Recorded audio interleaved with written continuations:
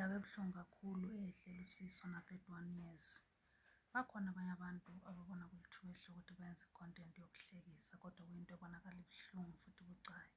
Ukhona usisi onomama wakhe ozalwa eSouth Africa owathandana neNigeria kwazalwa yena. INigeria labuye lakibo alizange lamenzela lutho kusukela zalwa until azabe mkhulu. Hhayi ukuthi lalihamba ngendaba ze-xenophobia, cha, lalibuyela nje kibo.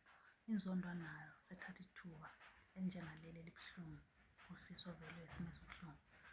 Abeseqamba amanga athi ulale lo muntu wangaphandle umNigeria.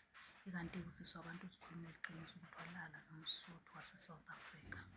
USiso engikhuluma ngayo wenza i-content ngamanga ehlekisa ngesimo somunye umntwana mulo. Amakwerekwere abantu abalala namakwerekwere but uSiso uyasho nje ukuthi and then walala nomuntu wangaphandle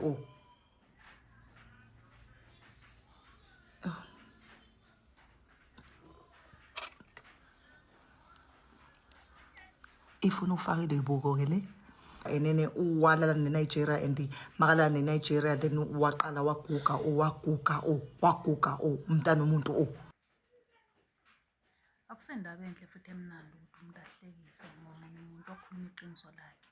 Wazwakala, wakubika kwacaca ukuthi wayelale nomuntu wase-South Africa. Hhayi ukuthi mhlawumbe ubesenza okubi ngomzimba wakhe okwenziwa ngabanye besifazane, cha, kodwa ube-move on from kwi-relationship ayenayo wasevelwa isimo. Ngamafishane engakusho ngesifiso enginaso, ngifisa ukuthi uSiso wabantu ngawuyaluthola usizo kulokho okumbambile. USiso wabantu wayelibekile iqiniso laba obala ukuthi ulale nomuntu wakibo owase-South Africa yena engumZulu. Ukube kwacaca abantu abayekela ukuqamba amanga bangenelwe umoya we-xenophobia esimeni somunye umntwana esibuhlungu. Ungowe-South Africa, umusha ngowe-South Africa. Kodwa siyakholwa ukuthi lapha sekhona njengamanje uzaluthola usizo. USiso ukube kwacaca esimfisela ukuthola usizo ngokushesha nawo. Manje ngaphandle kwalo engagcina ngayo kuthiwa ngakuthatha kuyena. Ngisho impela uyagcina ngayo. Inkinga ukuthi angimazi. Owaphi nihlangana kanjani manje?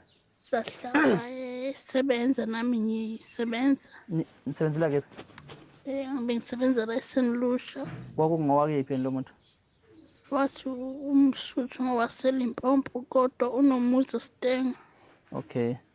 So wathi akathanda namuntu ngoba vele nami ngangisingile ngazi. Sibuhlungu kakhulu isimo esimehleleyo udadewethu. Sonke singama-Africans, sonke singumhlaba sizwelana naye.